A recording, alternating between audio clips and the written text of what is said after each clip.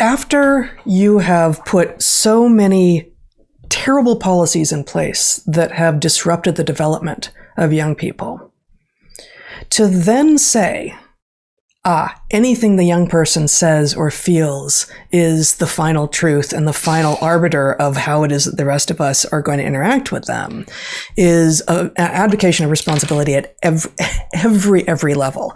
So we're doing that with regard to kids and teenagers and young people who have been just emotionally and psychologically, and in many cases otherwise as well, extraordinarily damaged by 2 years of this madness, and who are now like, well, I gotta keep wearing it. Like it's the consistency, right? Like whatever it is, whatever story it is they tell themselves, it doesn't matter.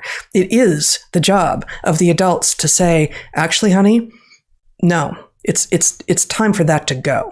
Because you don't need it, you haven't needed it, and it's bad for you. Same thing with regard to children who wake up one day, on Tuesday they decide they're a dinosaur, and on Wednesday they decide they're Spider-Man, and on Thursday they decide that they're the sex that they are not.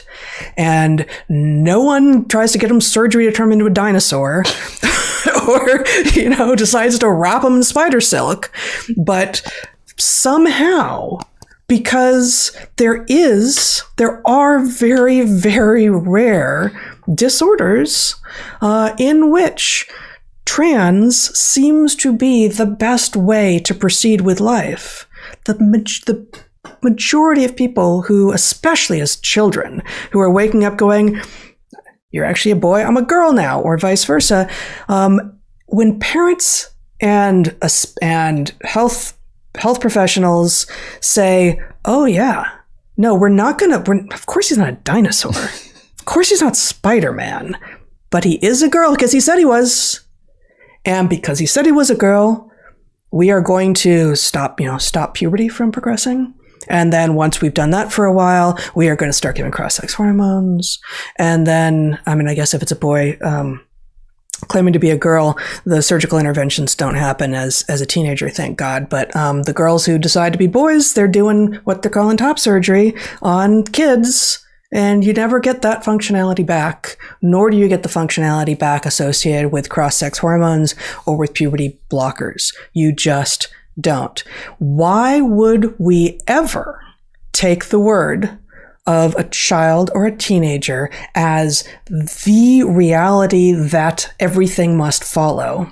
This is what childhood is. This is not the moment at which they have everything figured out. Everyone who's been a child or a teenager knows this. But especially in an environment in which we have so disordered their development, in the case of trans, through social media, through screens, through hormonal things in the water of various sorts, through plastics and such, and through basically woke, crazy gender ideology in schools.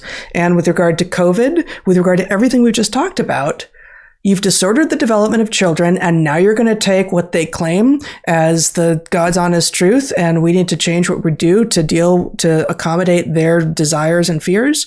No. It's our job to do the opposite. Well, it's our job to not accommodate their fears and to help them undo some of the damage that we have done to them. Yes, it's effectively a postmodern mask mandate. Yeah. Right? Their basic point is, look, your lived experience. If you think that this does control the virus, then it does. Keep wearing it. And if you think it doesn't, then you're free to stop. And it's like, no, that is not how this works. It either is an effective measure, in which case, why are you eliminating it, or it isn't an effective measure, in which case everybody needs to take those things off immediately. And abdicating responsibility like this is absurd.